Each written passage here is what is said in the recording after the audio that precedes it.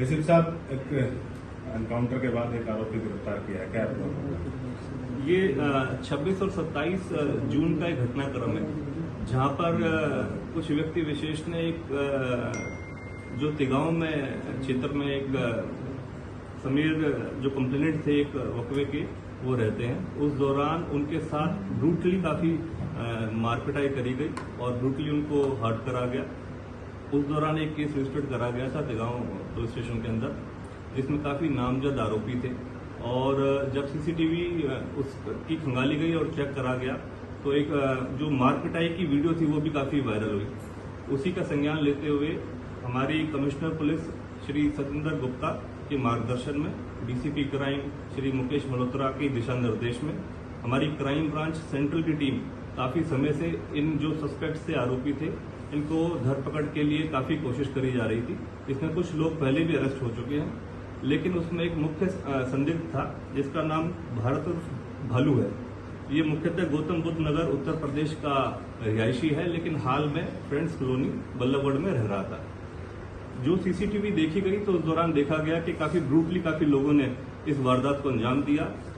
लाठी, डंडे, हथौड़े और इस तरीके की चीजों को प्रयोग करते हुए जो कंप्लेनेंट था उसके ऊपर वारदात करी गई और काफी गंभीर चोटें उनको आई। उस संबंध में जब ये सीसीटीवी को और गहनता से इसकी जांच करी गई तो उसमें पता चला कि कुछ व्यक्ति विशेष इनके पास जिनका वेपन भी था और आर्म्स कैरी कर रखा था वो वारदात करते वक्त, तो उसकी पहचान सुनिश्चित करी गई और हमारी इन्फॉर्मर्स के थ्रू इस चीज को और पुख्ता करा गया। और हमारे पास एक इन्फॉर्मेशन के थ्रू टिप ऑफ हुआ कि जो ये भारत उर्फ भालू है ये किसी अन्य दूसरी ऐसी ही गैरकानूनी गतिविधि को अंजाम दे सकता है।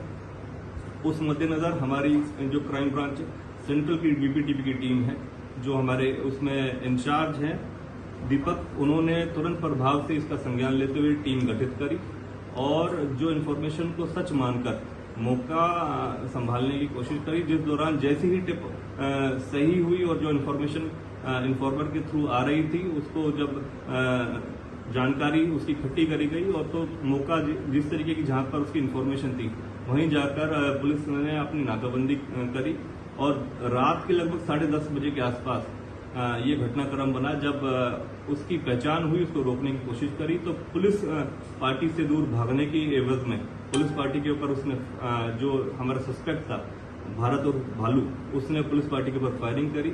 लेकिन अपना निडरता दिखाते हुए जो पुलिस पार्टी है उसमें सब इंस्पेक्टर राज सिंह को उस दौरान मुठभेड़ के दौरान गोली भी लगी, लेकिन लकीली उन्होंने बुलेट प्रूफ जैकेट डाली हुई थी तो उनका बचाव रहा।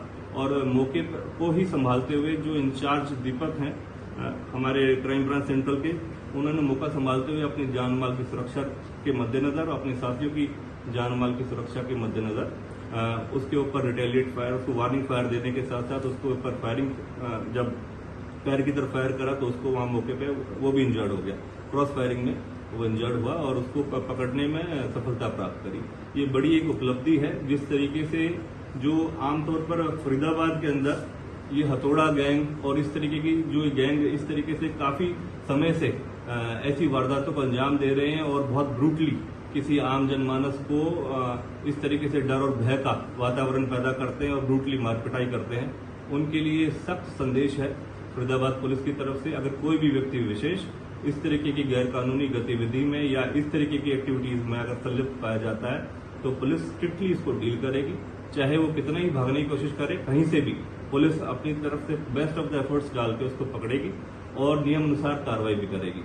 तो आप सभी के लिए ये एक स्ट्रिक्ट संदेश है। इसके ऊपर जिस तरीके से मैंने बताया कि भारत और भालू के ऊपर 5,000 रुपए का रिवॉर्ड भी था और पहले से भी इसके काफी आपराधिक पृष्ठभूमि से ये बिलोंग करता है। 4 ऐसे लूट, स्नैचिंग, अपहरण और जो हत्या के प्रयास के संबंध में इसके ऊपर केस रजिस्टर्ड है। कुछ और? अगर हथियार की बात करें जो उसके पास हथियार था जिससे उसने मारा था वो कौन सा हथियार था? देखिए, कंट्री मेड वेपन था जो इससे मौके से ही बरामद करा है। हमारी एफएसएल की टीम ने मौका मुआयना करा है और उसके मद्देनजर सारी कार्रवाई को अमल में लाया गया है और मौके पे जिस तरीके का जो एनकाउंटर हुआ है उसके ऊपर भी नियम अनुसार कार्रवाई अमल में लाई जाएगी।